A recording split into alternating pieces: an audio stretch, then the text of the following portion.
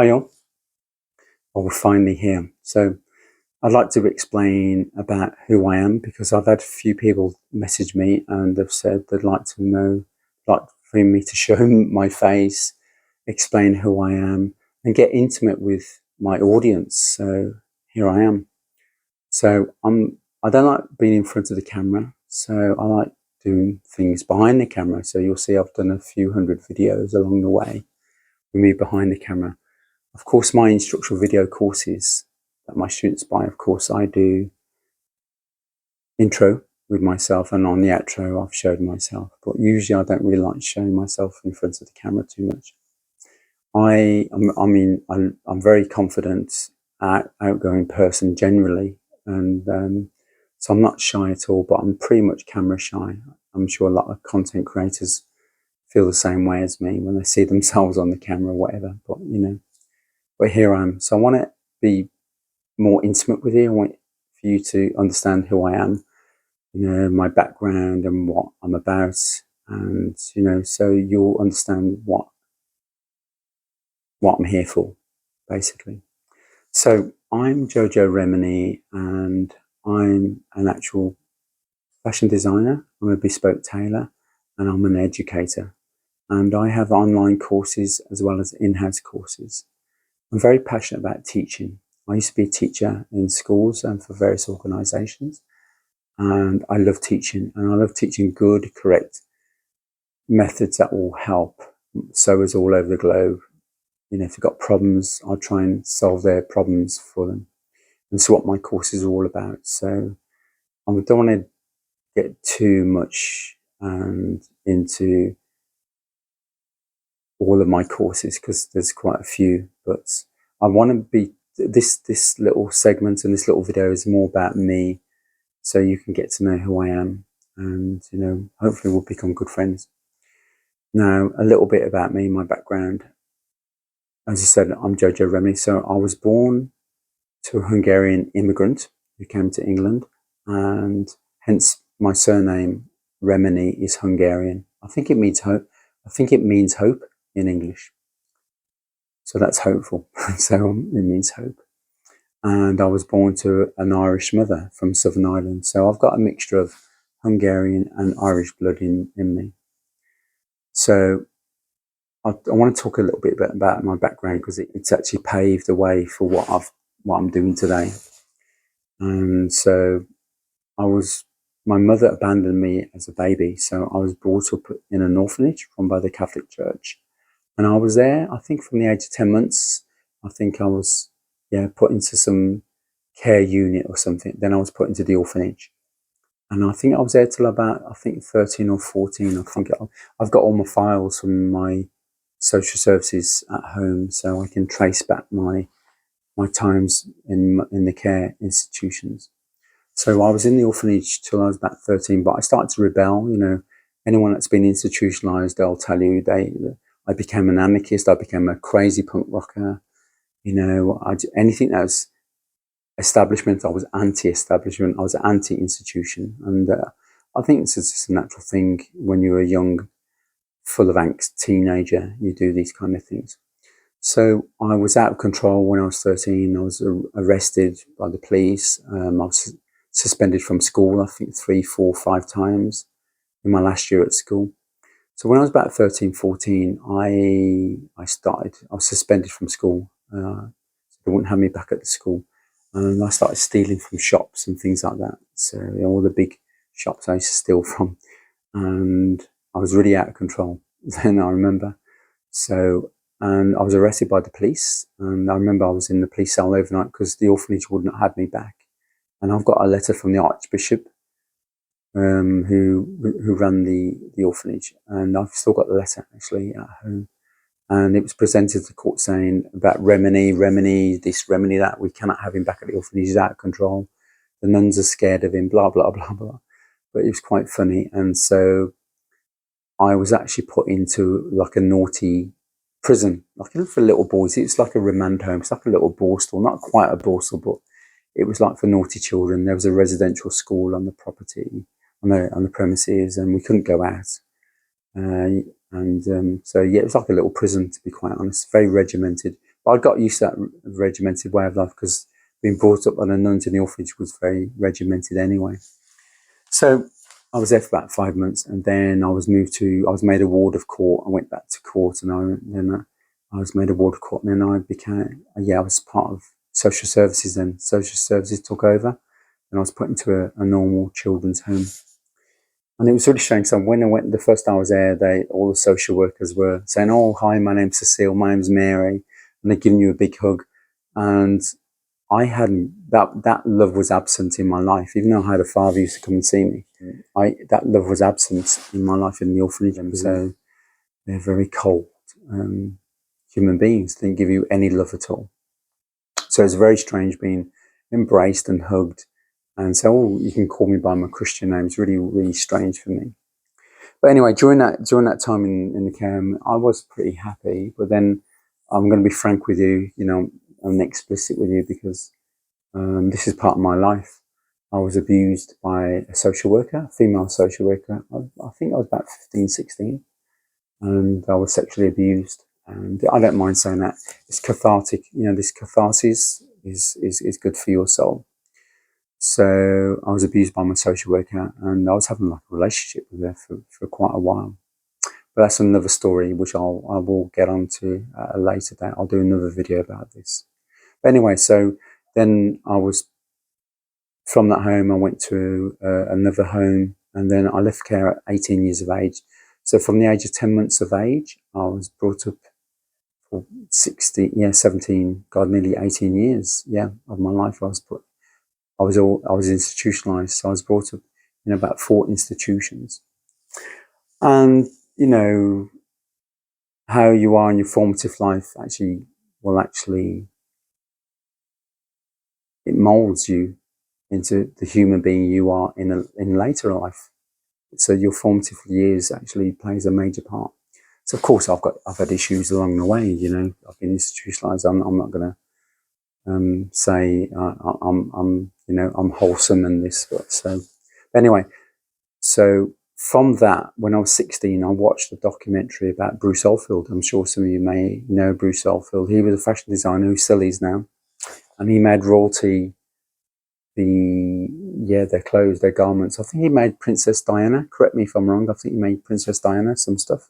He made royalty their clothes. So he's a very famous fashion designer. And he inspired me because he was brought up in a very similar environment to me. He was brought up, I think, Dr. Bernardo's. So I thought, if he can do it, I can do it. So I went to 2 fashion schools, but I dropped out of the fashion schools later on because I went to Brick Lane. I was selling my designs in Brick Lane, but I didn't like this pretentiousness that's associated with the fashion world and these supermodels and gosh, these designs you can't even sew, and they're like, put on a pedestal, and they're like these gurus, like this demigod status. So I kind of gave up that, and then I went to music because I'd done some music when I was about 14 years of age in one of the care homes. I got a drum kit. So I got passionate about drumming and music, and I excelled in music. And then I had lessons from a great big band jazz drummer, and he taught me how to read music, taught me how to write music. So I started to compose. I started to learn piano, tune percussion. So I really excelled in that, and I really immersed myself in music totally. 6, 7 hours a day I was practicing. Then eventually I went to a music school called the Conservatoire, very posh name, very French name for a music school. I was there for 4 years, and I was there under a great composer, an Indian composer called John Mayer. He created jazz fusion music in the 60s. He pioneered fusion music. He mixed jazz with Indian. So he inspired me. And 10 years ago, I had a big fashion show, and I composed my first symphony for my show. It was a great show. And I've got a new show coming in February. So if some of you watching my vlogs, I'm just creating, as we speak now, a collection of women's suits, 3-piece waistcoats, trousers and jackets, pure bespoke, couture mixed with bespoke. So that's what I'm doing at the moment. And I'll be doing a similar thing to what I did 10 years ago. My music, I've actually composed piece for string orchestra and jazz ensemble. I won first prize in a composition, bit of a tongue twister there, and I won first prize for that, and that's going to be showcased at my new fashion show. So I'll be mixing the music. It'll be like a mini concert fashion show. So I'll be doing that. Now, that's my life. You know, I do music and fashion and tailoring, and I do that. But you know, the reason why I'm making this video, because I had some people, especially a friend of mine, she said, "Oh, you need to, you know, present yourself to people. They want to know who's behind the camera." So here I am, and I'm a real person. I think today, in today's climate, you'll see people there. Everything's impersonal. You know, you don't know who these people are. The showmanship, the show off. You know, these arrogance. You see these people, all these inflated egos. I mean, they've got no talent, but everybody wants their 15 minutes of fame. That's why TikTok exists. That's why every YouTube exists. Whatever. But I'm the real McCoy. I'm passionate about teaching, and I used to be a school teacher in schools. And I used to teach for schools and for various organisations. So I love teaching, and I'm passionate about helping anyone all over the world, whether it's through my online courses or through my one-to-one courses at my shop, or I do help various sewers. They actually send me messages or videos or pictures, and they need some guidance. So I'll do little video critiques or photo critiques and try and help them. I'm really passionate. That's how I am. I think because of my upbringing, you know, I think I love everyone. You know, and I think being abused as well, it kind of, you know, I mean, I'm a pretty strong-minded person, but that's one of my downfalls, because I love everyone. People that come into my shop, my customers, become my friends. A lot of my customers become my friends. People I meet, they become my friends. It's kind of this instant thing between me and people. I'm very, you know, I grab them instantly if you know, if we gel together. But as I said before, it can be my downfall. And recently, I broke up a real close friendship with someone who I thought was a real friend, but then I found out in the end they were quite fake. They kind of cheated me. I made them a couture designer item for them, and I'd actually nearly half priced it for them. And they weren't happy when I needed the money, and they expected me to discount it to even half of that price, even more. I'm not a charity, and I accepted their little measly offer, and then in hindsight, I wish I didn't, because I found out recently this person was a director of 6 companies. She was turning over, and she is turning over millions and millions of pounds each year with her various companies. I'm a tiny little micro business, you know, I've got very little here, but you know, I'm happy with what I've got. I used to be a monk. I used to be a Hare Krishna Hindu monk for a year. I lived in the temple in the ashram. So I'm not materialistic, you know, even though I've got a business, I'm not really a businessman, even though I should be. So in this case with this woman, I should have not discounted any couture or bespoke items, but because I'm a friendly person, I love everyone. I wanted to help her, and I did, but I didn't realize her, you know, I was deceived by her, you know. If she'd come to me and she was penniless and said, and she wanted this item made, I probably would have just charged her for the cost of the fabric, and that's it. That's how I am. But people take advantage of you, and it really, really distressed me. It really upset me, made me angry. But you know, I've come out the other side like I have with other stuff, and you know, I'm not going to let that affect me. I'm still not going to change my personality for anyone, and I am a loving person, and I really am passionate about helping everyone around the world with their sewing skills, and I'm here for you. So if you need any help, please get hold of me. If you want to join my courses, you know, I'll be happy to help you. So I just wanted to explain about me, who I am, and be in front of the camera for you, because I'm not usually in front of the camera, I'm behind the camera. And I like uploading lots of videos for people. But I'm the real McCoy. I'm genuine. I'm not fake. I'm not, you know, I don't have an ego. I'm just a very down-to-earth guy who's got some sewing skills. And I'm just expressing myself with my designs and my bespoke work. And that's it, basically. Anyone can achieve what I've done. And this is why I teach, because I get you from a novice to a professional level, professional standards, in no time at all. I give you all of what I know and my knowledge and my skills. I don't hold anything back. And what I do in my shop is what I teach everybody.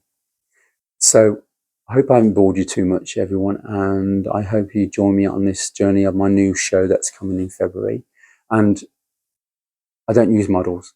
So I'm using real women from size 10 to size 16 plus. And so I use real women. I've got one exception as a rule. I've got a beautiful Ukrainian French model, Misiga, I've got to say her name. Lovely. She's a really lovely friend of mine. So she's a professional model. So I'll be using her. But apart from that, I'll be using real people. And I love being with real people, real genuine people. And, you know, that's how the world goes around, you know, all this love we give each other, we reciprocate it, and that's that.